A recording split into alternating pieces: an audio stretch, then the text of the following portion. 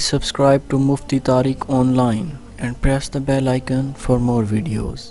السلام علیکم ورحمۃ اللہ۔ حسن محمود ملک لیاقت پور سے یہ بھائی سوال کرتے ہیں کہ مفتی صاحب، مجھے نماز میں بہت زیادہ خیالات آتے ہیں، بعض اوقات تو مجھے نماز توڑنا پڑ جاتی ہے، کیا نماز میں خیالات آنے کی وجہ سے نماز ہو جاتی ہے یا نہیں؟ اور دوسرا یہ بھی بتا دیں کہ نماز میں اگر خیالات آ جائیں تو ان سے بچنے کا کیا طریقہ ہے؟ پلیز رہنمائی ضرور کر دیں۔ بھائی نے بہت ہی اچھا سوال پوچھا ہے، اور یہ وہ سوال ہے جو تقریباً ہر دوسرے تیسرے بندے کے ساتھ پیش آتا رہتا ہے۔ بعض اوقات تو لوگ ان خیالات کی وجہ سے نماز پڑھنا ہی چھوڑ دیتے ہیں۔ وہ یہ سمجھتے ہیں کہ جب نماز کے دوران ہمیں خیالات آتے رہتے ہیں تو اس طرح سے ہماری نماز ہوتی ہی نہیں ہے، پھر نماز پڑھنے کا فائدہ ہی نہیں ہے، جو کہ یہ غلط کرتے ہیں۔ دیکھیے، حضور نبی رحمت صلی اللہ علیہ وآلہ وسلم نے ارشاد فرمایا کہ نماز کے دوران جو خیالات آتے ہیں یہ شیطان کی طرف سے ہوتے ہیں، تو جب تم نماز پڑھنے لگو تو بائیں جانب منہ کر کے لا حول ولا قوت الا باللہ پڑھ کر نفرت کے طور پر تھوک دو۔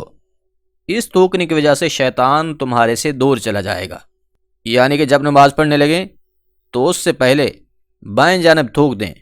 یاد رکھیے، یہ جو تھوکنا ہے یہ اشارتاً بطور نفرت کے تھوکنا ہے۔ تو یہ خیالات سے بچنے کا ایک طریقہ ہے۔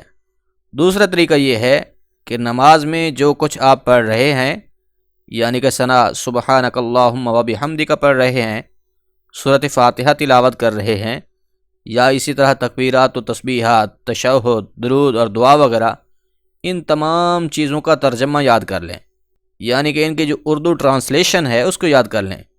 اس کا فائدہ یہ ہوگا کہ جب آپ ثنا پڑھیں گے، سورۃ فاتحہ کی تلاوت کریں گے، تسبیحات پڑھیں گے، تشہد اور درود پڑھیں گے، یعنی کہ جو عربی الفاظ آپ پڑھتے جائیں گے ان کا ترجمہ آپ کے ذہن میں گھومتا رہے گا۔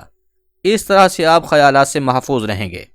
اسی طرح تیسرا طریقہ یہ ہے کہ نماز میں دیکھنے کا جو سنت طریقہ ہے، یعنی قیام کی حالت میں کہاں دیکھنا ہے، رکوع و سجود اور تحیات کی حالت میں کہاں دیکھنا ہے، اس طریقہ کو بھی آپ ذہن میں رکھ لیں۔ اس پر بھی عمل کرنے سے انشاءاللہ ان خیالات سے حفاظت ہوگی۔ اور یہ بھی یاد رہے کہ نماز میں جو خیالات آتے ہیں ان سے نماز نہیں ٹوٹتی، بلکہ نماز بلا کراہت درست ادا ہو جاتی ہے۔ لہذا خیالات کے آنے سے نماز فاسد نہیں ہوتی، ہاں ان سے بچنے کی ہر ممکن کوشش کریں تاکہ نماز میں خشوع و خضوع جو ہے وہ قائم رہ سکے۔ برے خیالات آنے کی ایک وجہ بری صحبت بھی ہوتی ہے۔ اگر خدا نخواستہ آپ کی صحبت ایسے لوگوں سے ہے کہ جن کا اٹھنا بیٹھنا جو ہے وہ اللہ اور اس کے رسول صلی اللہ علیہ وآلہ وسلم کی احکامات کی خلاف ورزی پر ہے، تو آپ ان سے دور رہیے، اچھے لوگوں کی صحبت اختیار کیجیے۔ اس طرح سے بھی انشاءاللہ برے خیالات سے حفاظت ہوگی۔ امید ہے بات سمجھ آ گئی ہوگی۔ اللہ عمل کرنے کی توفیق بخشے، آمین۔